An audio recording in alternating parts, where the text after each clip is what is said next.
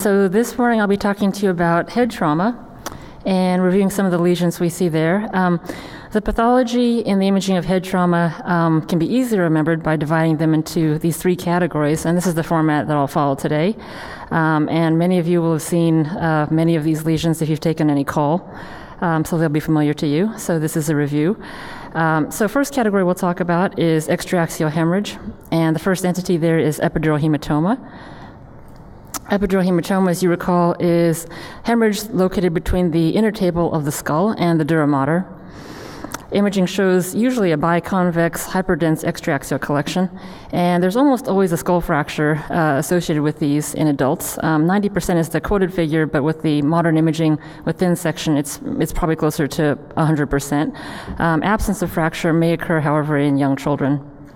These epidural hematomas do not cross suture lines, except in the case of diastasis or fracture across the suture, and then I'll show you an example of the sagittal suture, epidural hematoma crossing the sagittal suture. That's the one suture that it can actually commonly cross. These epidural hematomas do cross the falx and the tentorium readily. 90% of them are arterial, and the majority of them are in the temporoparietal region, and that's because the squamous temporal bone is very thin and very easily fractured with an impact to the side of the head, and the middle meningeal artery branches travel through there and are often ruptured with these fractures of the squamous temporal bone. That's why that accounts for the location that's common in the temporoparietal region. About 10% of the epidural hematomas are actually venous. These are much more benign in course. They tend not to grow over time unless there's a coagulopathy. They are often associated with laceration of a venous sinus, so often but not always are associated also with a skull fracture. And the most common locations for these venous epidural hematomas are in the middle cranial fossa due to bleeding from the sphenoparietal sinus, and then also in the posterior fossa due to bleeding from the transverse sinus. So this is a classic epidural hematoma. Here's a schematic showing the hematoma located between the fractured skull, the intertable of the fractured skull, and the underlying dura mater. There's the fracture with some pneumocephalus, and here's the epidural hematoma, and this is to remind you all that these grow very quickly. The protocol at our county hospital is to evacuate in most cases, but in cases of small ones like this, 2-hour protocol for follow-up imaging is sometimes followed. 4 hours is, as you can see from this case, probably too long.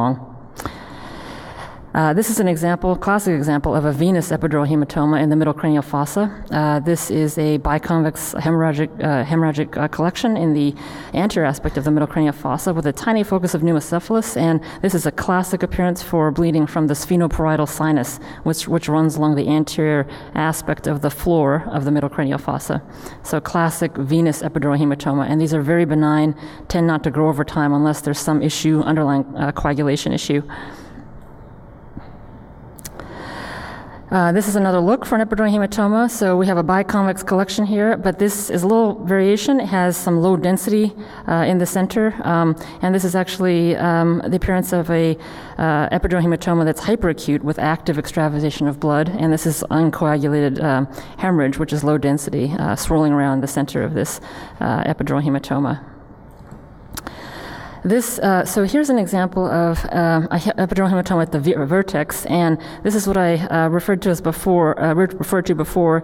These hematomas are generally associated with either fracture or, more commonly, diastasis of the sagittal suture, and the superior sagittal sinus tears and bleeds, and you get this odd appearance of this sort of cap of hemorrhage along the top of the brain. And as I mentioned earlier, this is the one suture that these epidural hematomas readily cross. They actually readily cross the midline.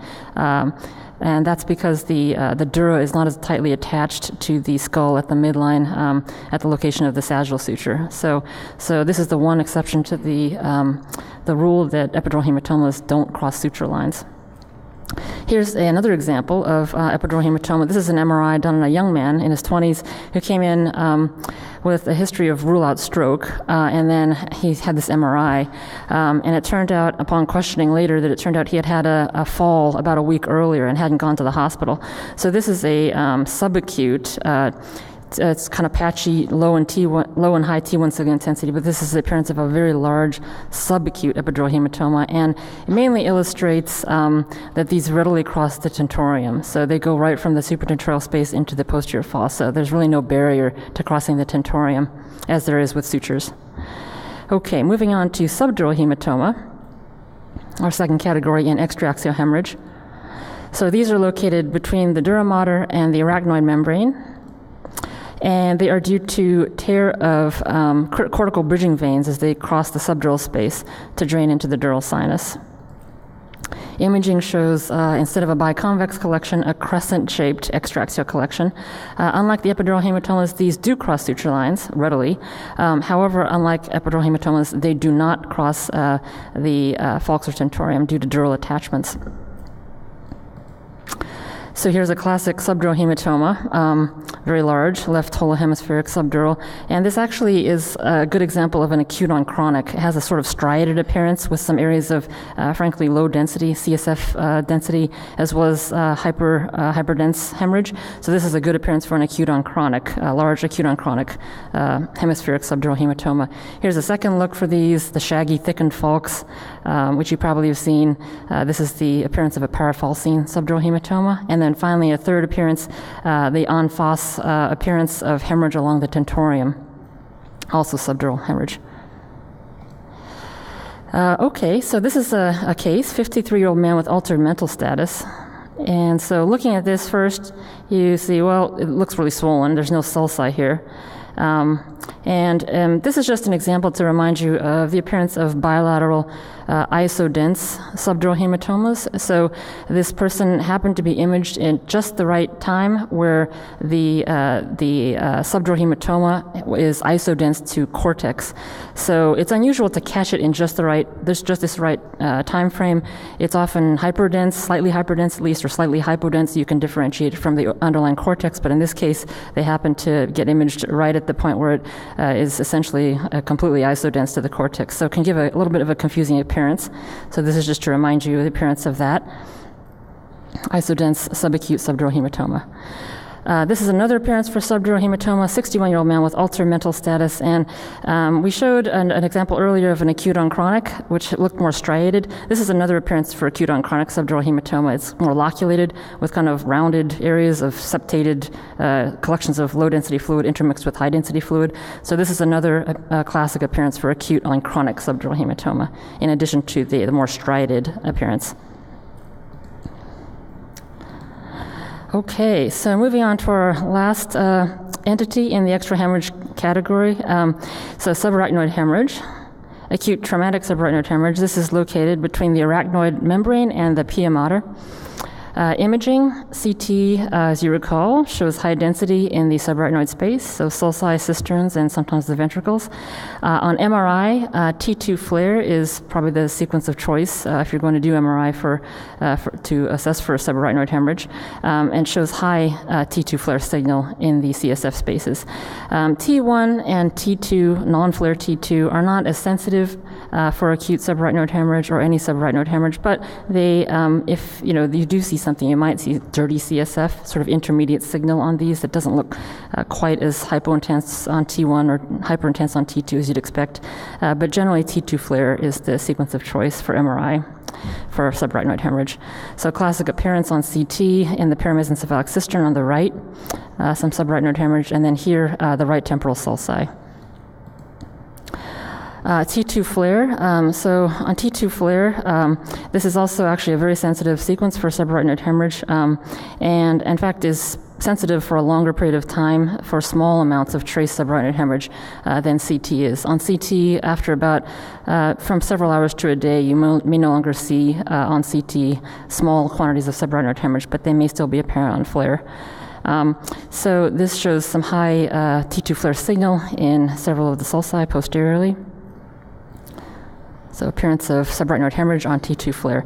There is a differential for this, which is sometimes useful when you see high signal within CSF spaces on T2 FLAIR. So meningitis, both CT and MRI can demonstrate high density in the CSF spaces in meningitis. So that's one diff. Carcinomatosis similarly can show high density on both CT, and then on T2 FLAIR, high T2 FLAIR signal for carcinomatosis. For MRI only, oxygen therapy can cause cause increased T2 flare signal within the sulci, so that's also on the diff. And then finally, if there's nearby metal, then on the T2 flare images, there can be artifactual apparent increased T2 flare signal within the CSS spaces. Okay, so moving to our next major category, intraaxial lesions. So two entities we'll discuss here. The first one, brain contusion. This is a very common lesion. So injury to the brain surface due to direct impact. So these always involves the cortex to some degree. So they're cortical lesions, and sometimes the larger ones extend into the subcortical white matter. Sometimes they're just confined to the cortex. So they're often referred to as coup or contra coup, depending on the location relative to the site of the head impact. On imaging, you would see patchy superficial hemorrhage on a background of edema. And for those of you who have taken call, you probably are familiar with this phenomenon of blooming. So contusions exhibit this phenomenon where in the first couple of hours they may seem kind of small, but after several hours they often expand, sometimes massively, and the edema also increases massively, so that what you get after even a few hours can be very different, much more extensive than what you see initially.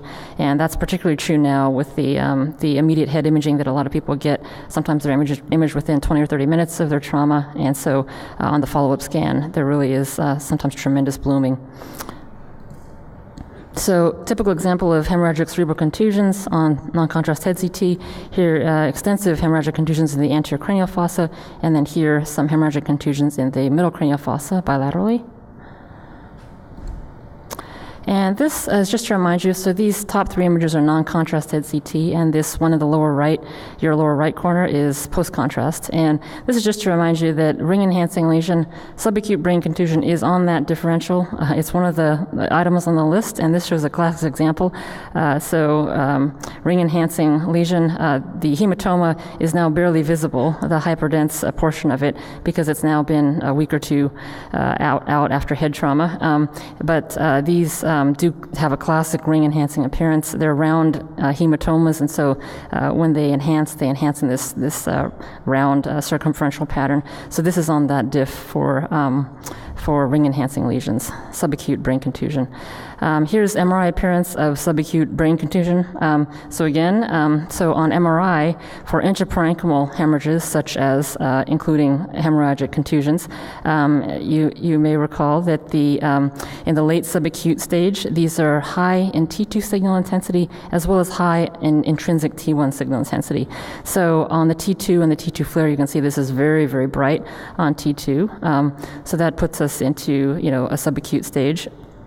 Either early or late subacute. And then on the post-contrast T1, I don't have a pre-contrast T1 here, but on the post-contrast T1, it actually is intrinsically, it does have some intrinsic T1 hyperintensity as well as ring enhancement. So this puts us into the late subacute stage for an intraparenchymal hemorrhage, so late subacute brain contusion. And this just shows a coronal view with showing, again, the edema, the vasogenic edema around this. And he has a small cortical contusion as well here in the right orbitofrontal region. So differential diagnosis, usually you can separate these out based on clinical history, but by imaging alone, cerebritis or abscess could have this appearance on some sequences. Infarct and low-grade neoplasm would be things you could think of. Fortunately, we can usually separate these based on the clinical scenario. Okay, moving on to axonal injury, which is our second lesion in the intraaxial lesion category. So axonal injury is an axonal stretch or shear injury. It's sometimes known as a tip of the iceberg lesion in that most of traumatic axonal injury is probably non-hemorrhagic. It's generally associated with loss of consciousness, but in more recent studies, it's been shown that not always. Sometimes people don't actually lose consciousness, but they often do, but not always. On imaging, a T2 star weighted sequence or any susceptibility weighted sequence should show hypointense foci within the cerebral white matter. T2 FLAIR imaging will show hyper-intense foci in the cerebral white matter. And on diffusion-weighted imaging in the right stage, it would have to be in the first day or two. Just like if you think of a tiny small vessel acute infarct, you see a punctate focus of reduced diffusion. That's what these look like. So they look exactly on diffusion-weighted imaging and FLAIR like a punctate acute small vessel infarct. The way you can distinguish them is the clinical history, but then also the locations that are characteristic for traumatic axonal injury can also be helpful. The most common locations are in the superior frontal gyri. Basically, if you happen to image a TBI patient within the first day or two, you might actually see diffusion abnormalities. After that, just like small vessel strokes, they kind of fade, and they're no longer reduced on diffusion after a couple of days. So this is an example of a patient scanned at our county hospital. So the head CT just showed this little trace high density at the right vertex, and this was called very reasonably trace subarachnoid hemorrhage at the right vertex, which is what it looks like.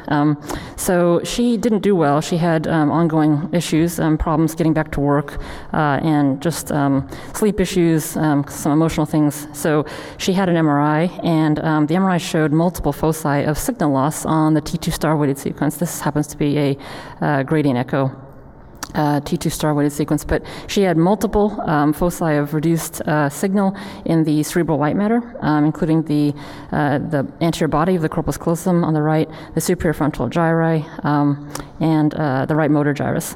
So this is the classic appearance for traumatic axonal injury. In this case, this would qualify as diffuse axonal injury. There are more than 4 foci. This is another example, 24-year-old, another female bicyclist hit by a car. So this actually was done at about one and a half days, about 36 hours after injury. And it shows it's early enough that you can actually see these little punctate foci of abnormal diffusion-weighted signal at multiple locations, the splenium, midline splenium, and the superior frontal gyri. So these are, this is about a day and a half. So one of them is actually still reduced on diffusion, but you can see the others are pseudo-normalized, so-called, so you can no longer see the reduced ADC, the diffusion coefficient associated with these, but this clearly is still reduced. So this is a classic appearance for acute, early subacute traumatic axonal injury, with some of the foci still being reduced on diffusion and some of them having already pseudo-normalized. So axonal injury, there is a differential. So non-hemorrhagic foci, you can think of demyelinating disease, small vessel infarcts, embolic infarcts. And then if they're hemorrhagic, so multiple punctate hemorrhagic foci, this is a good diff to remember: hypertensive microbleeds, hemorrhagic metastases, cerebral amyloid angiopathy, in those at least 60 or probably older, and multiple cavernoma syndrome. Okay, so our third major category of lesions that we'll talk about, secondary and vascular injuries. First, we'll talk about brain herniation. So brain herniation is just the condition where a brain moves from one space that it's supposed to be in into another that it's not supposed to be in. And there's several types. So subfalcine is very common. Descending transtentorial, whether unilateral or bilateral, that's very common. Ascending cerebellar transtentorial and tonsillar herniation are less common and are seen when you have lesions in the posterior fossa, creating mass effect. And then external herniation, this happens, usually we don't image the patients who have terrible fractures and have open skull fractures with the brain herniating externally, but we do see this now commonly clinically in the setting of hemicraniectomy for subdural hemorrhages. Okay, so this is a classic example of a holohemispheric acute right subdural hematoma with tremendous mass effect, tremendous midline shift, subfalcine herniation, as well as descending transtentorial herniation. You can see here the temporal lobe, especially on the right, has descended into the suprasellar cistern and is compressing the midbrain. So classic subfalcine and descending transtentorial herniation. The same patient had a hemicraniectomy, and unfortunately, when the herniation is bad enough, the subfalcine and downward herniation, this is just to remind you that you can have acute large territory infarcts in the setting of trauma when there's tremendous herniation, such as this example. This person, unfortunately, they had a hemicraniectomy, but it was not quick, or it was too late to prevent an acute large territory right posterior cerebral artery infarct due to compression of the posterior cerebral artery in in the paramesencephalic cistern by the medial temporal lobe as it herniated downward. And then also the ACA had areas of infarction because of compression of the anterior cerebral artery branches within the anterior interhemispheric fissure. So those are the two most common. This is not a common thing, but with cases of severe herniation, you could see large territory infarcts in those distributions. So ACA, PCA. This is an MRI on a different patient, but looks very similar. So this shows the abnormal T2 flare and reduced diffusion or abnormal diffusion-weighted signal in the right PCA territory. So there's the occipital lobe and the medial and inferior temporal lobe involvement for right PCA distribution, as well as the thalamus, the right thalamus. And then for ACA distribution, see these paramedian foci of reduced diffusion on the right within the ACA distribution. So acute large short infarcts due to subfalcine and descending transtentorial herniation. This is an entity that's relatively rare. We do see it, though, occasionally in cases of severe downward herniation. These are usually cases of really profound downward herniation. And you can see areas of hemorrhage within the brainstem. This is postulated to be due to severe compression of the brainstem resulting in impaired venous outflow. So you could think of it as a venous infarct. So some people think this is a venous infarct with hemorrhage in the brainstem due to compression and impairment of the venous outflow from the brainstem.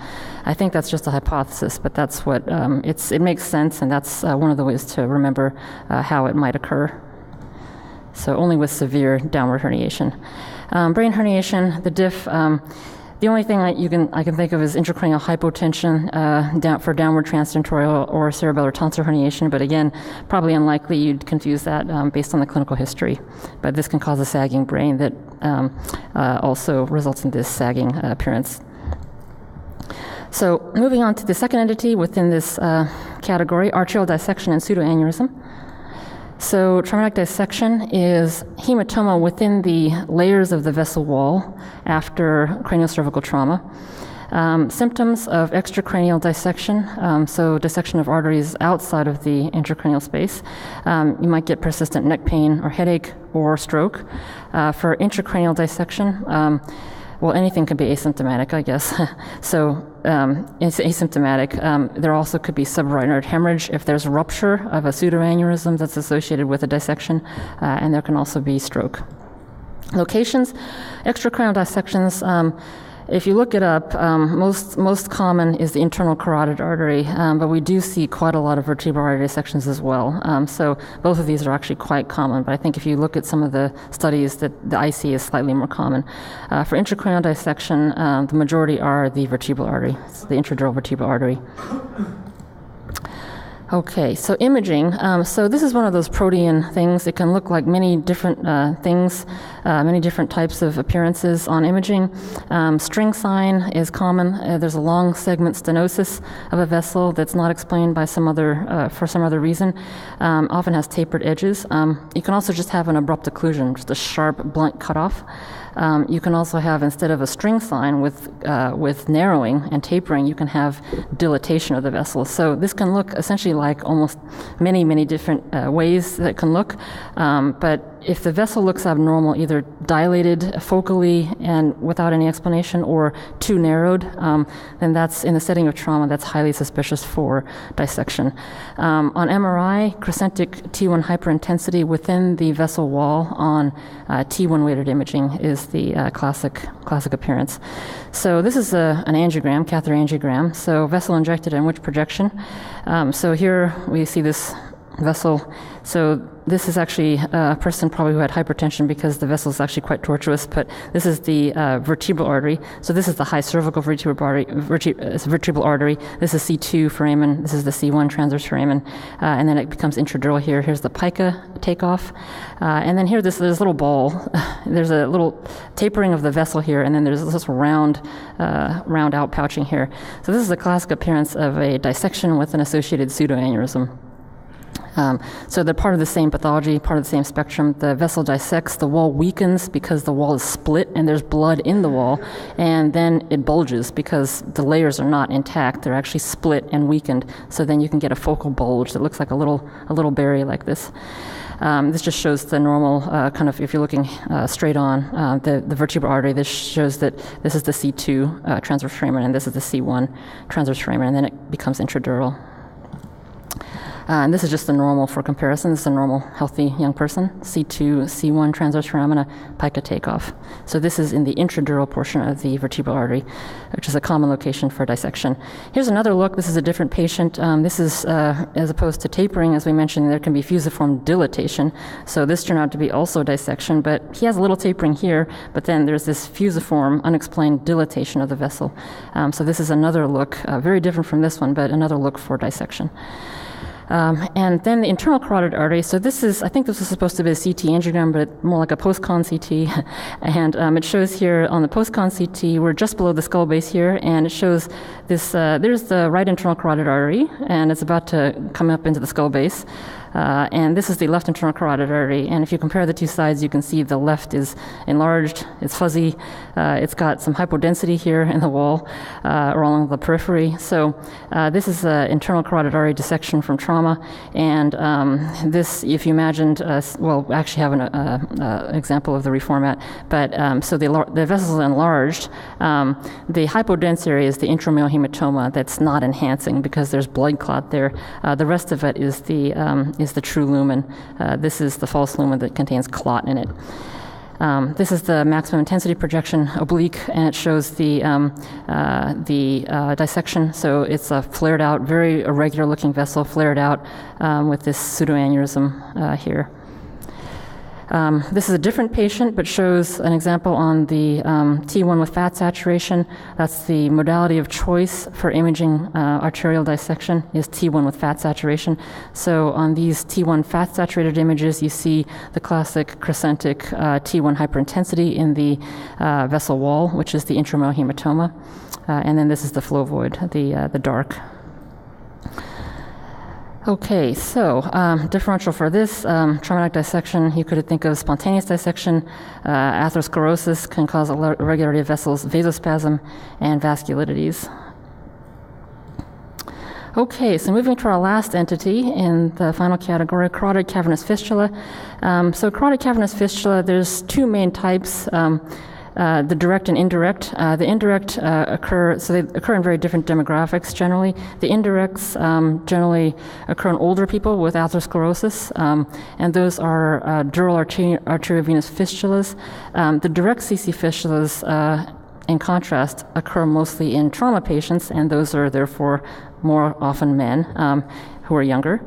So direct CC fistulas, they are direct communications between the cavernous carotid artery and the cavernous sinus. So it's a hole in the wall of the internal carotid artery.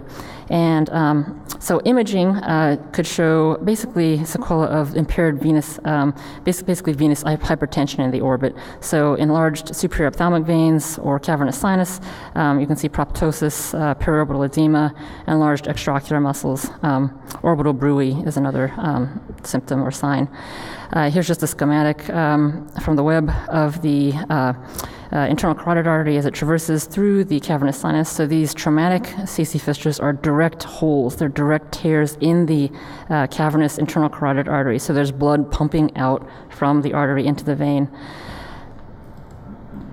So this is an example of a carotid cavernous fistula. You can see multiple sequelae of prior head trauma here, but you see here this markedly enlarged cavernous sinus due to the fistula and a markedly enlarged superior ophthalmic vein due to the venous hypertension. So this is a massive traumatic right CC fistula. And there's also phthisis bulbi, incidentally noted, that happened at the time of the trauma as well. It's these shrunken calcified globes. So this is an example from an angiography text by, I think, Pierce Morse. So this is a cool picture. So this is a catheter angiogram, and the projection and vessel injected. So this is a left internal carotid artery injection. If you're looking head-on at the patient, left IC is injected. And what you see here is there's early enhancement of the veins. So you see an artery that's enhancing, and also the veins are very opacified on the same image. So when you see arteries and veins opacified in the same phase, then you think fistula. So there's some fistula going on. There's shunting. So this is a shunting, some kind of shunting lesion. And this turns out to be a direct CC fistula from trauma. You can see the internal carotid artery is still opacified, but you can also see both cavernous sinuses opacified, as well as the superior and inferior petrosal sinuses bilaterally. So arteries and veins on the same picture, both opacified at the same time. You think fistula or shunting lesion, and this happens to be a CC fistula. So these are the diffs that you might think of. These are all basically things that could happen with venous outflow obstruction from the orbit.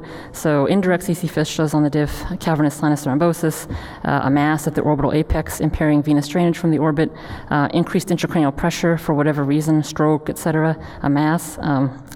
Causing impaired venous outflow from the orbit. Large extraocular muscles, you could throw in Graves' disease, orbital pseudotumor as well. Okay, so we talked about this categorization of the lesions in head trauma, the imaging of head trauma. So this is an easy way to remember all the different entities that you might see.